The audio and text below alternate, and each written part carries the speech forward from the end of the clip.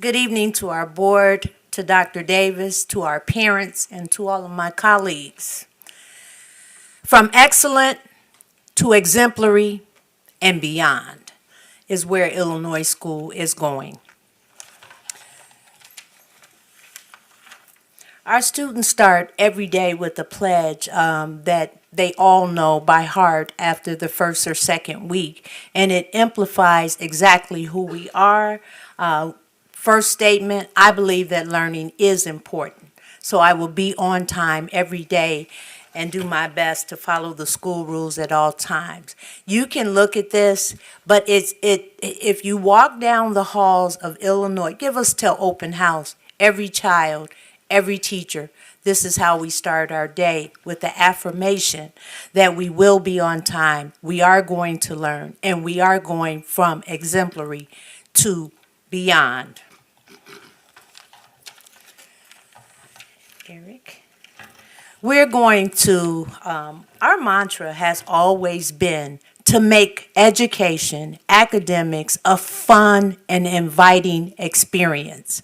So we are going to continue to embrace our students with the warmth and love that we always have, with a lot of exciting activities, a lot of things to help our students as well as our community feel better. Last year, we unveiled our reading vending machine. It is filled with books. Our students throughout the day earn coins to get a book so that we can promote lifelong learning. So, what do we want our students to learn?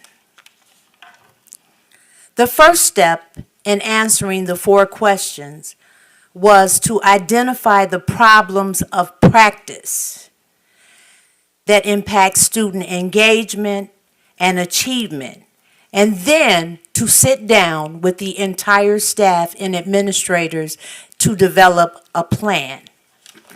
So the first thing is, we want our students at Illinois School to focus on developing fundamental skills and teach the key knowledge building blocks that each student needs to master the major subject areas. That was the first thing. The second thing was to meet the state standards. And thirdly, to complete more advanced coursework. In ELA, we are trying to develop the skills of phonemic awareness in kindergarten through 2nd grade, vocabulary skill building. We too have gone back to the old-fashioned word of the day. Our students are challenged every day to memorize, not just memorize the word, but to use the word in a sentence. We stop students along the way. What was the word of the day? What is the definition? How do you use it in a sentence? What's the part of speech? And we've been very successful with that. The skills for ELA include comprehension, textual evidence, and writing. We have noticed at Illinois School and all around that students are not writing as proficiently as they have in the past. We have also noticed in the age of technology that students are not writing legibly. So we are employing this whole program to make sure that we get back to the basics of writing. Not only writing creatively, but also knowing how to write in cursive. In mathematics, we are focusing on adding, subtraction, multiplication, and division. I was talking to Dr. Davis, Mr. Holmes, and I explained we have a very quirky teacher, math specialist. When you enter the building in the morning, as you get your breakfast, you're presented a math fact. And the students at first, they stumble, okay, but they know that Mrs. Murphy, as well as Mrs. Adams and a few other people, will be standing there with basic math facts. This is where we're asking for our help from our parents, from our grandparents, and from our community so that we can make sure that all of our students are very efficient in math. How will we know if each student has learned it? Well, again, data-driven instruction. Our students complete multiple formative assessments throughout the year. They also do formative assessments as well as summatives at the end of each unit. Students will demonstrate their understanding of the skills during the formative assessments while gaining direct and individualized, differentiated feedback and scaffolding. So what that simply means is, yes, we do take the STAR 360 4 times a year, but we're piling the STAR 360 on more than that, because that information on a monthly basis will help us know who has grown, who also needs more intervention, and who needs the differentiated instruction. Administrators will collaborate with teachers during the weekly PLCs to complete data analysis, also to provide a more detailed, the duty is in the detail, because we need to look at that very, very carefully, and each child at Illinois school will have a separate prescription. No two are alike. What Kaya needs may be different from what little Dr. Davis needs. So we want to prescribe prescriptions for each child so that we can create a formative learning plan for them. Each student's growth. These meetings consist of data provided by each student's performance-based assessment and their diagnostic assessment. How will we respond? And this is something that is dear to my heart. How will we respond when some students do not learn what we intend? Based on the individual student data, teachers will differentiate the instruction by creating small groups to focus on specific skills in order to bridge the gaps. Interventionalists. We have everybody in our building is an interventionalist. Our students will receive more intervention time than ever.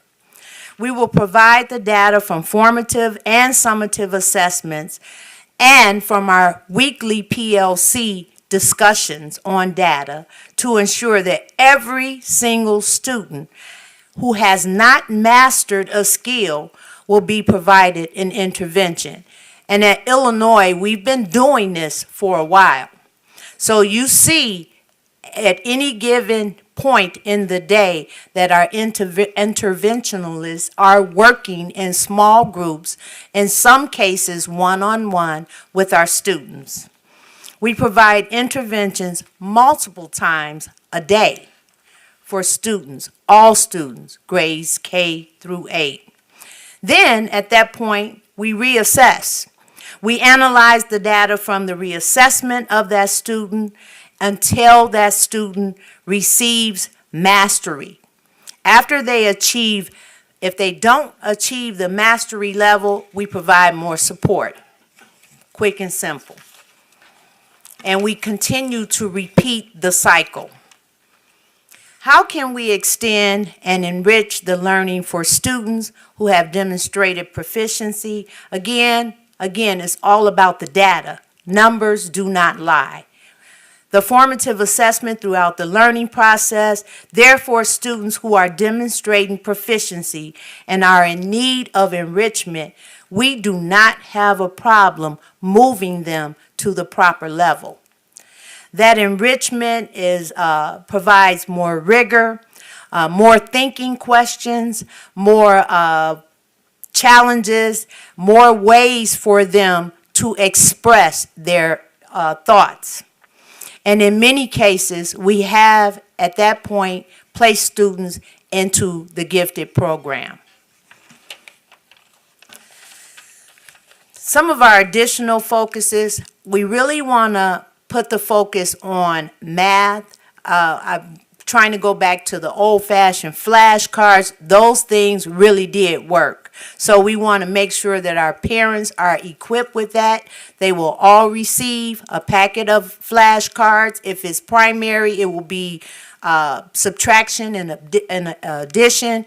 If it's the upper levels, it will be multiplication. So we are working on making those for our parents. The other thing that we want to really home in on is workshops for our parents.